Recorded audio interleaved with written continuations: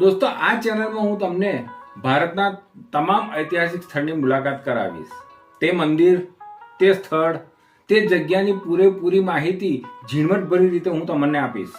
તો દોસ્તો, તમે મારી સાથે આ ચેનલમાં જોડાયેલા રહેજો. મારી આ ચેનલને સપોર્ટ કરજો અને સબસ્ક્રાઇબ કરજો અને તમારા પ્રતિભાવ કોમેન્ટ કરીને અમને કહેશો તો અમને એક જાતની મોટિવેશન મળે, અમને પ્રેરણા મળે.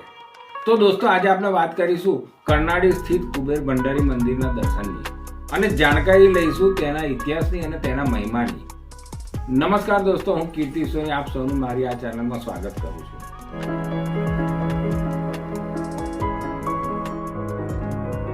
દોસ્તો, આ મંદિર ગુજરાત રાજ્યના વડોદરા શહેરના ડભોઈ તાલુકામાં આવેલું છે.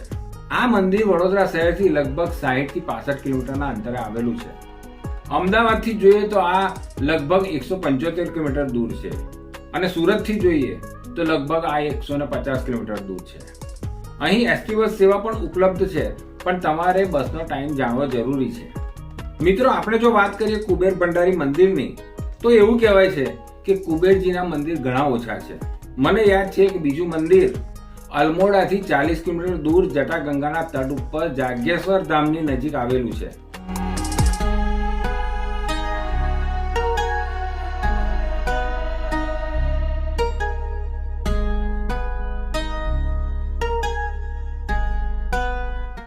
તો મિત્રો, હવે આપણે આવી ગયા છે કરનાળી ગામ. મિત્રો, જો તમે પ્રાઇવેટ વાહન લઈને આવ્યા હોય તો અહીં પાર્કિંગની ફ્રી સુવિધા છે. અહીં પાર્કિંગનો કોઈ પણ ચાર્જ લેવામાં આવતો નથી. આ મંદિર નર્મદા તટ ઉપર આવેલું છે. અહીંનું વાતાવરણ શાંત અને રમણીય છે. અહીં આવ્યા બાદ નર્મદા નદીમાં સ્નાન કરીને કુબેરજીના દર્શન કરવાનો ઘણો મોટો મહિમા રહેલો છે. તો મિત્રો, પહેલા તો આપણે જઈશું ત્રિવેણી સંગમમાં સ્નાન કરવા માટે. ત્રિવેણી સંગમનો અર્થ થાય છે 3 નદીનો મેળાપ થવો. આ 3 નદી પૈકી એક નર્મદા, બીજી ઓરસંગ અને ત્રીજી ગુપ્ત સરસ્વતી છે. આ 3 નદીઓનો આ જગ્યા પર મેળાપ થાય છે. માં નર્મદા નદી રેવા એટલે કે રેવતી નદીના નામે પણ ઓળખાય છે.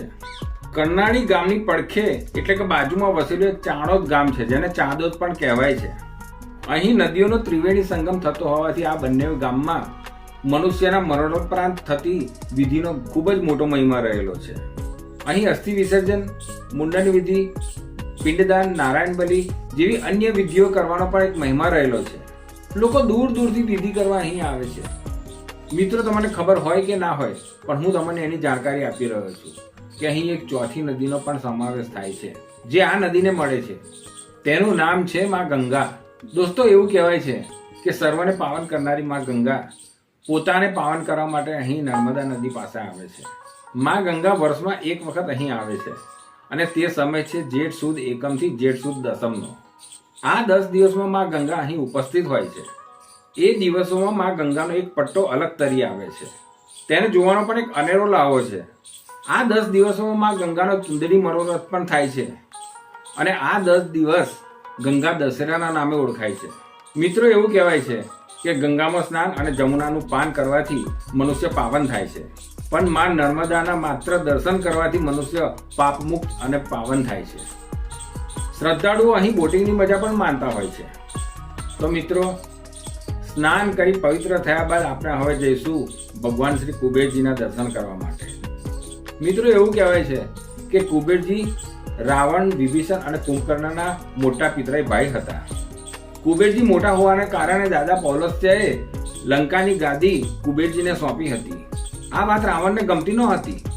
રાવણે ભોળાનાથનું કઠોર તપ કરીને ભગવાનને પ્રસન્ન કર્યા હતા અને ભોળાનાથ પાસેથી અમોઘ શક્તિઓ પ્રાપ્ત કરી હતી અને તે થકી કુબેરજીને યુદ્ધમાં હરાવ્યા હતા. તેમની પાસેથી લંકાની રાજગાદી અને પુષ્પક વિમાન પણ છીનવી લીધું હતું. કુબેરજીને ત્યાંથી નાસવું પડ્યું હતું અને કરનાળીના આ સ્થાને આવીને ભોળાનાથ શંકરનું એમને કઠોર તપ કર્યું અને ભગવાનને પ્રસન્ન કર્યા હતા. શિવજી તેમના પર પ્રસન્ન થઈ દેવોના ધન ભંડારના ખજાનચી બનાવ્યા હતા. ત્યાંથી તે કુબેર ભંડારીના નામે ઓળખાય છે અને ભગવાન ભોળાનાથ કુબેશ્વર તરીકે ઓળખાય છે.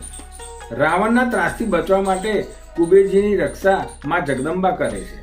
અહીં માં મહાકાળી માતાનું પણ એક મંદિર આવેલું છે. તેની બાજુમાં જ શ્રી કુબેરજીની તપસ્યા સ્થળી આવેલી છે. તો મિત્રો, ચાલો આપણે જોવા જઈએ. તેના દર્શનનો પણ એક મહિમા છે.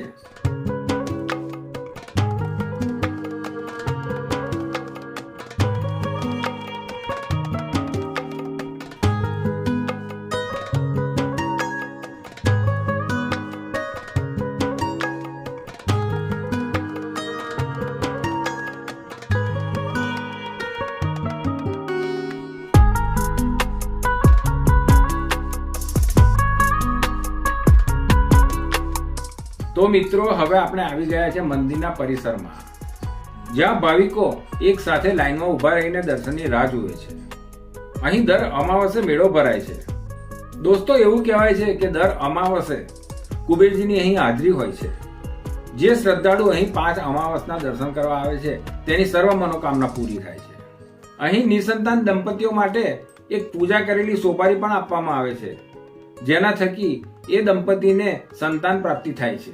અહીંયાથી આપવામાં આવતી સોપારી અને ચોખા જો તમે તમારા ઘરમાં કોઈ પવિત્ર સ્થાને અથવા તિજોરીમાં રાખશો તો તમારે ઘરે ધન ધાન્યની પૂર્તિ થાય છે અને ઘરમાં દરિદ્રતા પ્રવેશ કરતી નથી. એક રીતે કહીએ તો કુબેરજીની અનુકંપા સદૈવ તમારા પર બનેલી રહે છે. દોસ્તો, મંદિરના પરિસરમાં ગણેશજી, બજરંગબલી, મહાદેવજી, રણછોડરાયજી અને માતા બહુચરાજી જેવા અન્ય દેવી દેવતાઓના મંદિરના પણ દર્શન થાય છે. મંદિરમાં પ્રવેશ કરતાની સાથે જ પવિત્ર પીપળાના અને 12 જ્યોતિર્લિંગના દર્શન થાય છે.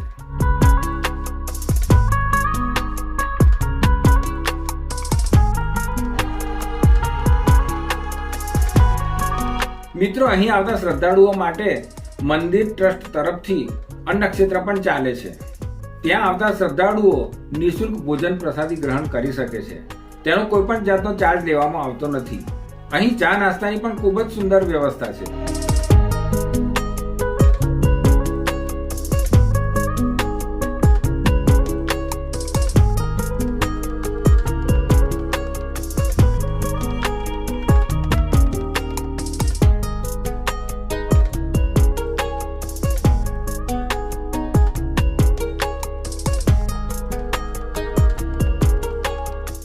અમાવસના દિવસે લાખો શ્રદ્ધાળુઓ અહીં ઉમટે છે. તો તે દિવસે ભોજન પ્રસાદીની વ્યવસ્થા બહાર મોટા હોલમાં કરવામાં આવે છે, જ્યાં ભાવિકો કોઈ પણ જાતની ગીર્દીમાં પડ્યા વગર શાંતિથી પ્રસાદી ગ્રહણ કરી શકે છે.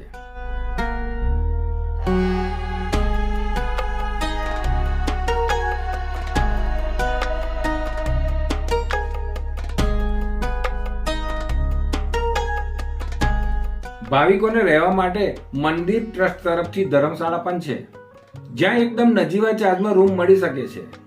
તો મિત્રો, એક વખત આ મંદિરની મુલાકાત અવશ્ય લેજો. કુબેર દાદા તમારા સર્વની મનોકામના પૂર્ણ કરે એવી હું આશા રાખું છું. તો મિત્રો, હવે હું રજા લઉં છું.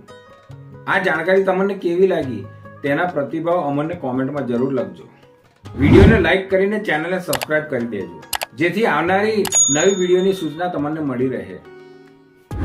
ધન્યવાદ. નમસ્કાર. જય કુબેર ભંડારી. જય મા નર્મદા મૈયા.